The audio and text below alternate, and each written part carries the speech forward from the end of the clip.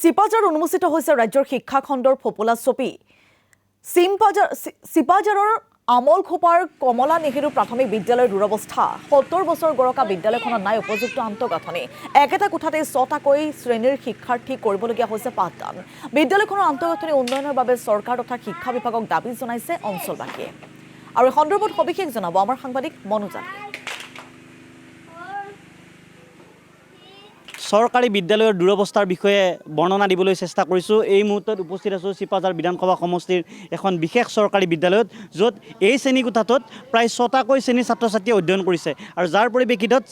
বাৰান্দাত এনেধৰণে শিক্ষাৰ্থীসকলক অধ্যয়ন কৰাবলগীয়া হৈছে এই বিদ্যালয়খনৰ শিক্ষক কৰ্মচাৰীয়ে উল্লেখ কৰিব লাগিব এয়া চৰকাৰৰ আন্তঃগাঁথনি আজিলৈকে কৰা নাই ৭৫ বছৰ গৰকা এই বিদ্যালয়খনৰ অৱস্থা এনেকুৱা যে য'ত একেটা শ্ৰেণীকোঠাতে প্ৰায় ৬টাকৈ শ্ৰেণীকোঠাৰ ছাত্ৰ ছাত্ৰীক এনেধৰণে অধ্যয়ন কৰিবলগীয়া হৈছে স্থানীয় অভিভাৱক আছে অত্যন্ত দুৰ্ভাগ্যজনক আৰু অত্যন্ত দুখ লগা কথা হয় অত্যন্ত দুখ লগা কথা এতিয়া আজি এই বিদ্যালয়খনি স্থাপিত হ'বলৈ আজি ৭৫ বছৰ পাৰ হৈ গ'ল আজিলৈকে আমাৰ শ্ৰেণীকোঠাৰ অভাৱ আজি এটা শ্ৰেণীকোঠাতে অফিচ ৰুমো চলে যিটো কাৰ্যালয় আৰু পাঠদানো এটা ৰুমতে 5টা ক্লাছ টোটেলি 5টা শ্ৰেণীৰ পাঠদান এটা কোঠাতে কৰিব লগা হয় মাত্ৰ ২০-২৫ ফুটৰ বহল এটা শ্ৰেণীকোঠা সেইটোত অফিচ ৰুমো হয়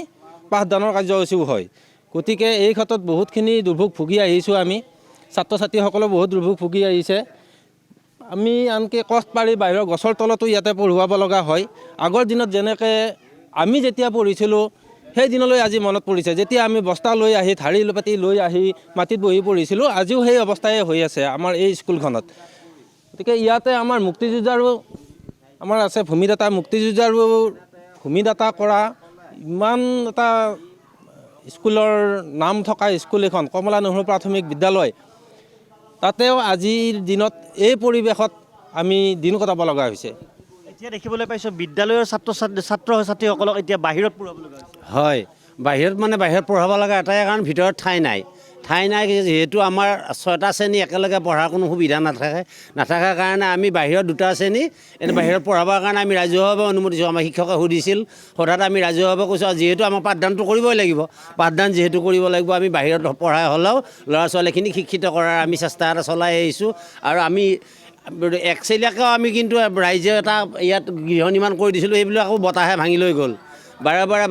বাৰে ভাঙি লৈ যায় আমি অসমৰ্থ হৈ পৰিছোঁ সেয়া আমি বিভাগীয় কৰ্তৃপক্ষ এই মুহূৰ্তত আপোনাক ধন্যবাদ জনাইছোঁ